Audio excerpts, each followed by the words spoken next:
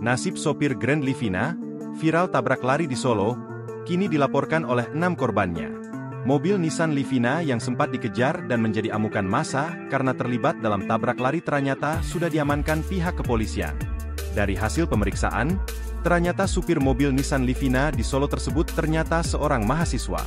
Namun sejauh ini, polisi belum menetapkan pelaku tabrak lari beruntun di perbatasan Solo dan Kabupaten Sukoharjo sebagai tersangka.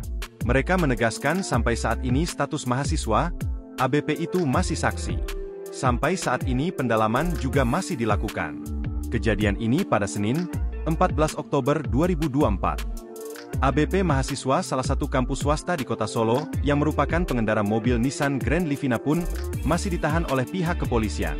Sementara terkait laporan, Satlantas Polresta Solo baru menerima 6 laporan dari korban tabrak lari beruntun tersebut.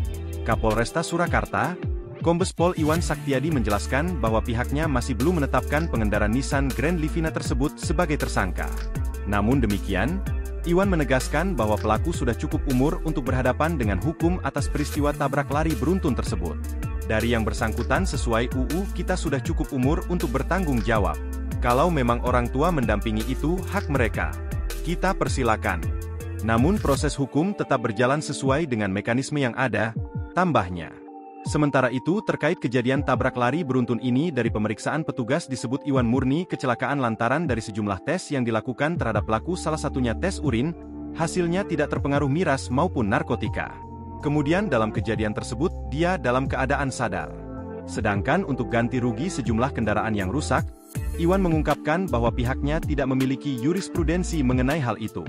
Disinggung tentang tempat kejadian perkara yang berada di 2 wilayah hukum berbeda, Iwan mengatakan hal itu bisa dikomunikasikan antar instansi penegak hukum.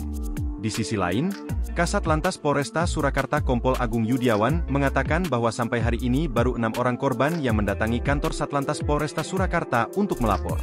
Dari semua keterangan saksi kejadian, Agung menegaskan bahwa status dari kasus tabrak lari beruntun tersebut sudah bisa dilanjut ke tahap selanjutnya.